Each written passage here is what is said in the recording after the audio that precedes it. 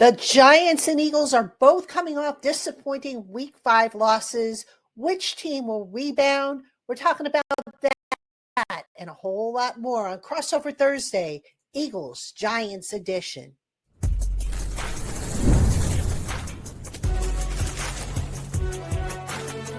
You are Locked On NFL Crossover, part of the Locked On Podcast Network. Your team every day.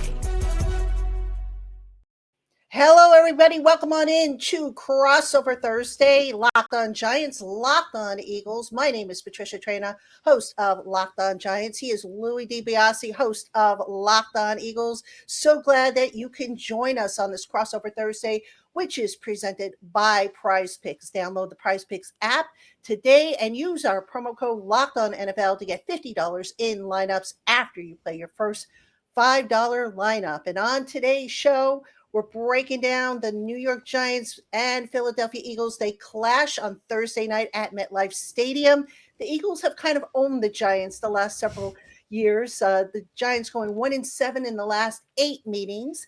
And we're going to talk about the key storylines. We're going to look at matchups and the keys to victory. Louis, great to see you, my friend. Yeah, you too. Thursday night battle between two NFC East rivals is always fun.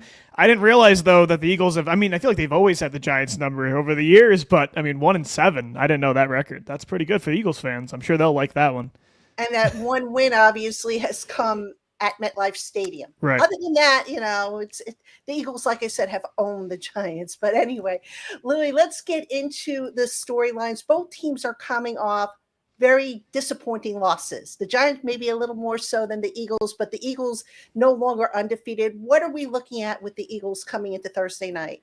Yeah, they're trying to figure out why this offense is so Jekyll and Hyde. It feels like in the first half of games, or at least in one half of a football game, they look like their 2024 self that won a Super Bowl, and then they just can't move the ball in the other half. And it really feels like the last 2 weeks it's been defenses are adjusting in the second half to what you did well in the first half, and new play caller and offensive coordinator Kevin Patullo just doesn't really have a counter. You look at the Rams game, they had -1 passing yards in the first half. They didn't complete a single pass against Tampa Bay in the second half.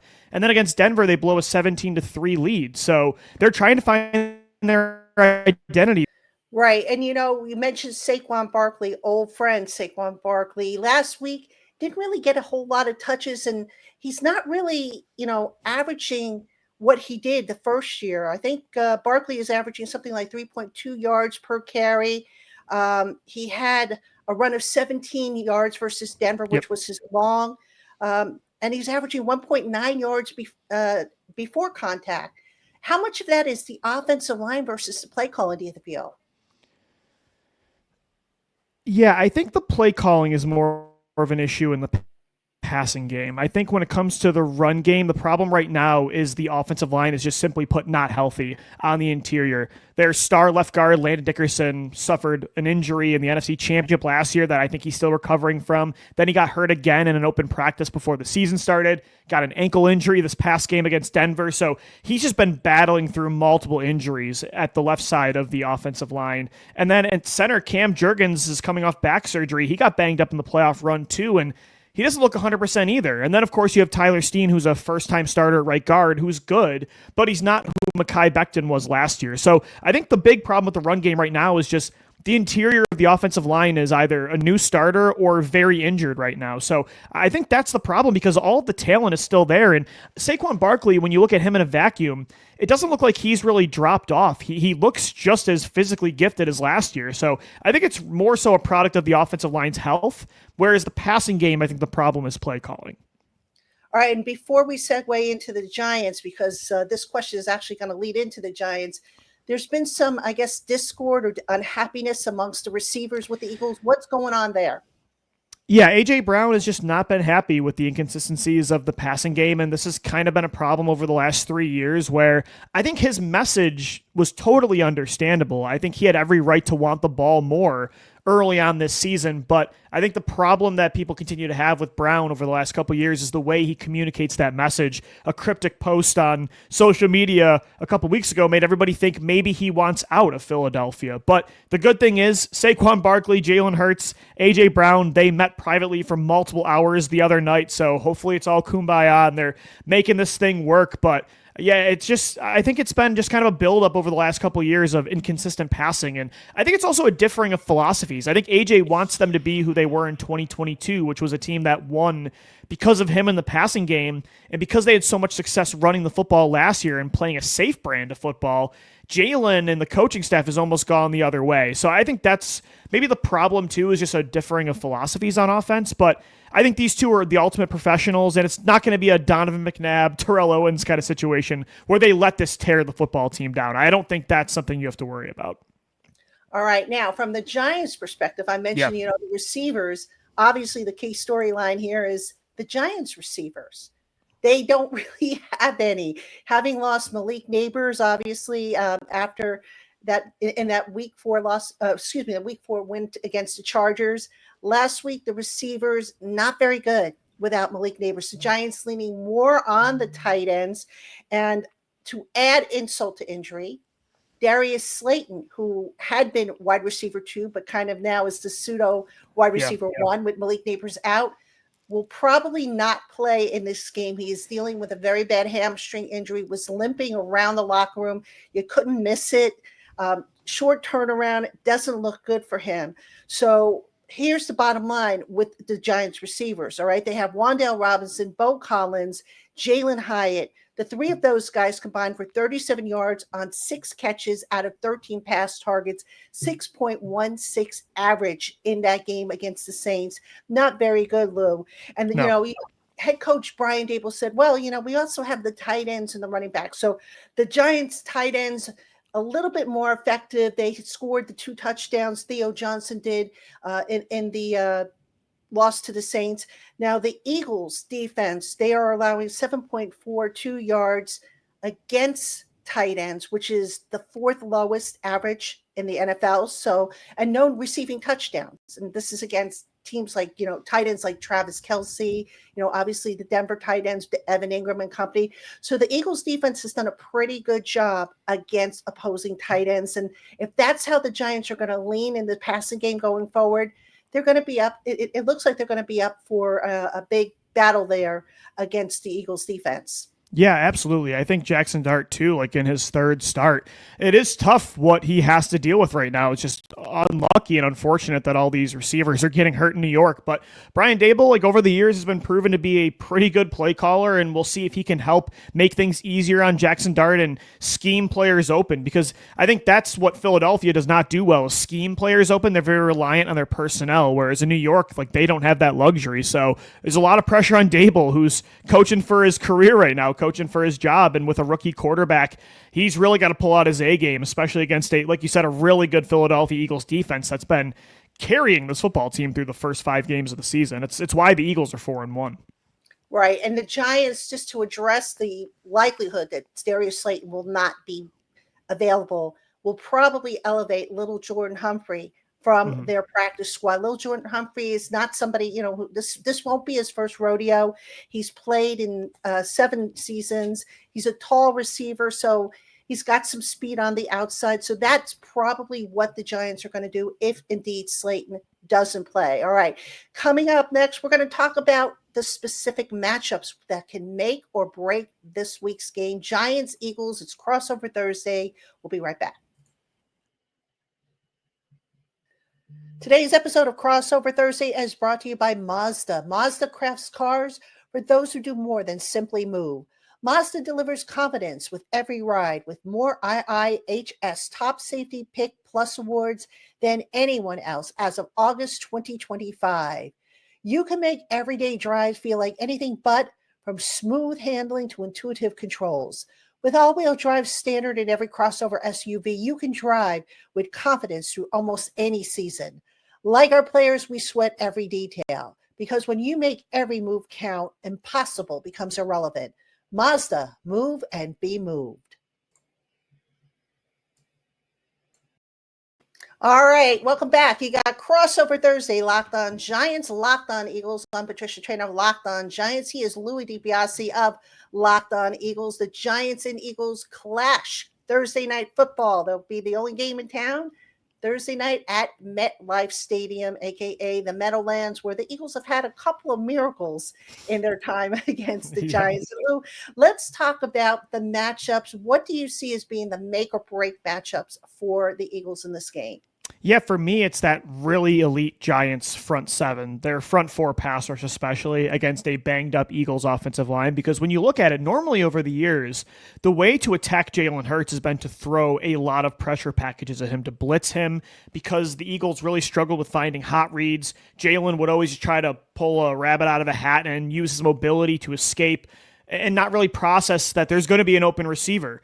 Lately, since Super Bowl 59, it feels like he has figured out the blitz. So teams now are dropping 7+ guys back into the second and third level of the defense and playing a lot of zone coverage, rushing 3 to 4 players. And Jalen Hurts this year has the third lowest success rate against a defense that is rushing 3 to 4 players against him. So the Giants really, when you look at their defensive line, with Brian Burns and Kayvon Thibodeau and Abdul Carter, Dexter Lawrence, they really don't need to blitz the Philadelphia Eagles, especially with how banged up the Eagles are on the interior. They have to make sure that they win that battle and make the Giants start to pressure them in other ways, because the Eagles, their bugaboo this year on offense has been not even just play calling, but Jalen Hurts in the second half of games is very hesitant to throw in tight windows and zone coverage. I think a lot of that stems from last year, how not turning the ball over really helped the Eagles win a championship, but it was because the Eagles' run game carried them. And this year, the run game, they don't have that luxury. So Jalen needs to play a more aggressive brand of football, and defenses are daring him to do that by dropping guys back. So they need to win that 4-man pass rush, and he's got to be willing to throw in tight windows against zone coverage. Louis, great minds think alike, because that is my key matchup. And I'll just add to that. The Giants last week against the Saints managed to pressure Spencer Rattler 54.8% of the time, only one hit, 0 sacks.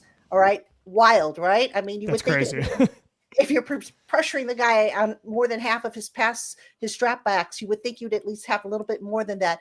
But the problem with the Giants defense has been the back end and specifically the lack of creativity back there. Now, Spencer Rattler, a young quarterback, so you would have thought, okay, why not throw some disguises his way, get him to hold that ball an extra second or two and get him to, make a mistake. Well, the Giants didn't do that for whatever the reason. Now, with Jalen Hurts, a little bit more experience. The Eagles, according to Pro Football Focus and True Media, 72 pressures allowed this season. Teams have blitzed them 49.3% of the time, which is most in the NFL.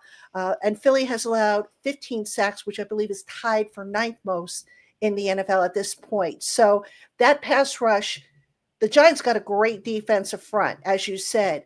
They got to get home with that pass rush and do a much better job than they did against the Saints. Yeah. Now, again, the back end of the defense, I'm just going to add that as a an extra here. The Giants' back end of the defense has been terrible. Too grabby, just mistakes, poor angles. I mean, Tyler Nubin, the safety, second-year safety, has just not looked good. He's regressed badly. He was on the coverage end of that big touchdown pass that the Saints had last week. Deonte Banks, who comes in on third down. I mean, anytime you see Deonte Banks coming in, you can set your watch. It's going to be man coverage, which I still don't get that rotation that they're doing. I think Cordell Flott has played a little bit better in that cornerback 2 spot opposite of Paulson Adebo. And then, the slot cornerback, even Drew Phillips, who was so good last year, seems to have taken a step back. He leads the league, I believe, in penalties as well as, I think, pass breakups, which is kind of a double-edged sword. But really, for me, in addition to that pass rush, we got to include the back end of the Giants, because that's where the problems have come. And against that Eagle wide receiver trio, that has me concerned. Yeah, no, I totally agree with that. And I think the Eagles defense is kind of a similar matchup to watch. Their pass rush this year, I feel like, has been pretty consistent at getting pressure. But the problem has been kind of like you mentioned. I mean, that's an insane stat that the Giants pressured Rattler last week. Like more than half the time, it didn't get him down to the ground. The Eagles have had an issue with that as well, finishing plays, creating sacks off of pressure. And with Jackson Dart, when you look at his mobility, his ability to extend plays outside of structure using his legs, especially with how banged up the Giants' weapon group is right now on offense, he's going to need to do that to produce. So the Eagles, they've been able to get to these mobile quarterbacks like Bo Nix last week, even Baker Mayfield the week before. Jackson Dart is another level of athlete, I think, even compared to those two. They need to create pressure, get to him, but get him on the ground, because if not, that's how the Giants, I think, will be able to produce on offense. That's I think, how they're going to have to produce in this football game. So finishing on the defensive line, I think, is really crucial for both sides. Absolutely.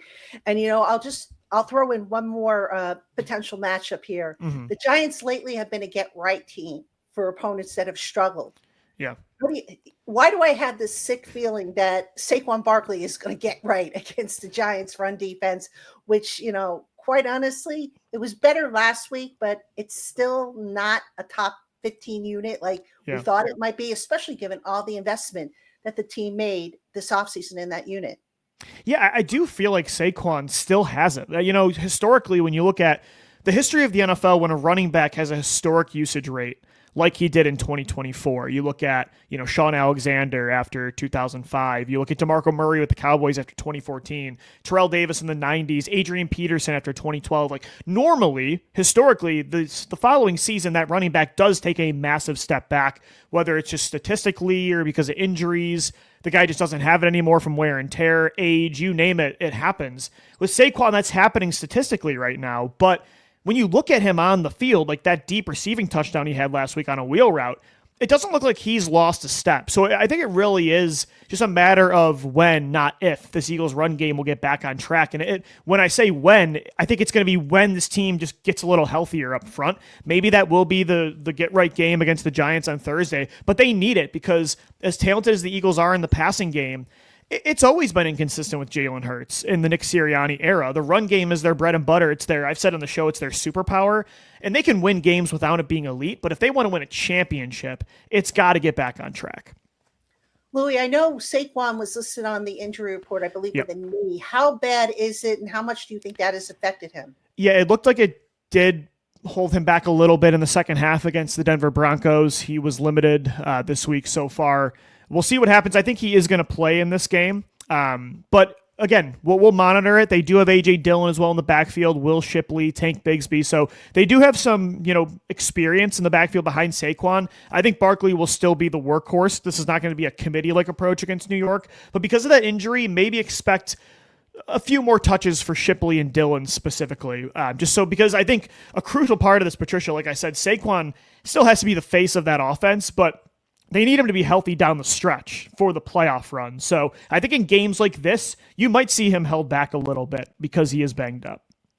And, you mentioned the Eagles' pass rush against the Giants' offensive line. The offensive line's been a little bit better, believe it or not, since the return of Andrew Thomas at left tackle. And the interior, surprisingly, has been a little bit better. The Giants not a sieve or humans turnstiles for pass rushers. In terms of that matchup, though, if you had to key in on one specific guy versus one specific Giant O-lineman, who are you picking? Yeah, obviously Jalen Carter needs to be the one that takes over this game, but I'm looking at Jalix Hunt against the Giants' left side of the offensive line. Jalix, there's a lot of pressure on him in year 2. They expected him to break out with Josh Sweat leaving and Brandon Graham. Nolan Smith is on IR. He won't be back until November. He was supposed to be kind of your go-to, and I think he maybe isn't ready for that, but they really need him right now. They're getting some solid snaps from Zadarius Smith and Josh Uche, veterans, as those third and fourth rotating guys, but Jalix, they put a lot into him this year. They are banking on him, especially with Nolan Smith out, kind of carrying you in that way. So I'm really watching Hunt against that left side of the Giants offensive line. Can he generate pressure consistently on Thursday? Because he's the youngest, most talented player on the edge. And they're getting pressure from their defensive tackles. Like Jalen Carter, Jordan Davis, Moro Ojoma have been great this year. They need more from their edge rushers, specifically Jalix. So I'm really watching Hunt on Thursday night. All right. So coming up next, we're going to take a look at the keys to victory for each team. You got Locked On Giants Locked On Eagles Crossover Thursday. We'll be right back. Today's episode of Crossover Thursday, Locked On Giants, Locked On Eagles, is brought to you by our friends at Game Time. NFL season is back, and honestly, there's nothing better than being in the stadium surrounded by fans cheering on your team. But let's be honest, getting tickets can be a hassle. Between queues, login screens, and prices jumping at checkout, it's frustrating. That's why you need to check out Game Time, the app that gives the advantage back to the fans. Game Time is fast, easy, and backed by the Game Time guarantee. You'll always get 100% authentic tickets delivered on time and at the best price. Plus, all fees are included, so the price you see is the price you pay. See where your seats are, and the closer it gets to showtime, you stand to save even more. So go on and take the guesswork out of buying concert and show tickets with Game Time. Download the Game Time app, create an account, and use the promo code LOCKEDONNFL to get $20 off your first purchase. Terms apply. Swipe, tap, ticket, go. Download Game Time today. Today's episode of Crossover Thursday, Locked On Giants, Locked On Eagles, is brought to you by FanDuel. The NFL season is here, and FanDuel is making sure you're ready for kickoff with a can't-miss offer. Right now, new customers can bet just $5, and if your bet wins, you'll get $300 in bonus bets to use across the app. I love using FanDuel because it fits however you like to bet. Player props, building a same-game parlay, or even jumping in live as the action unfolds. So are you ready to play? Download the FanDuel app right now by visiting FanDuel.com to get started. That's FanDuel.com to place your first $5 bet. All right, everybody, welcome back. Locked On Giants, Locked On Eagles, Crossover Thursday. I'm Patricia Traina of Locked On Giants. He is Louis DiBiase of Locked On Eagles. And Lou, let's talk about the keys to victory for each team.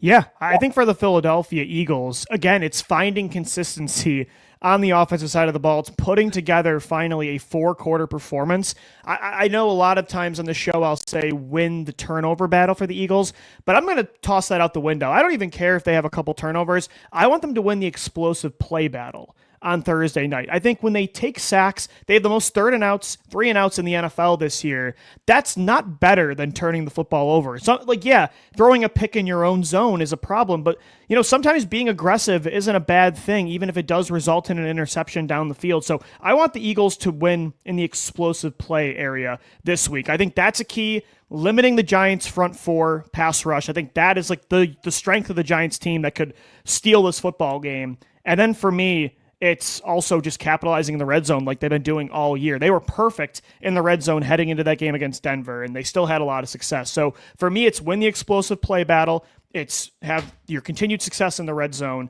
And then to me, it's find a way to limit that Giants pass rush against a banged up Eagles offensive line. All right, now I'm going to lean on two things for the Giants, starting with the red zone. The red zone offense, not very good for the Giants. I call it the dead zone, okay? The Giants, they get inside that red zone, and the biggest problem that I have seen from the Giants this year with the red zone is they call slow developing plays. The shotgun, sending a guy out wide, just they give the defense the advantage by giving them time to catch up to whatever it is they're doing. The Giants have to be faster and more efficient in the red zone. That has been a problem. They've squandered too many opportunities. They can move the ball fine between the 20s, but they can't keep squandering opportunities in the red zone. And then, I'm going to lean on this again. The Giants' run defense against Saquon Barkley and that Eagles rushing attack. The Giants have allowed 5.3 yards per rushing attempt, 29th in the NFL.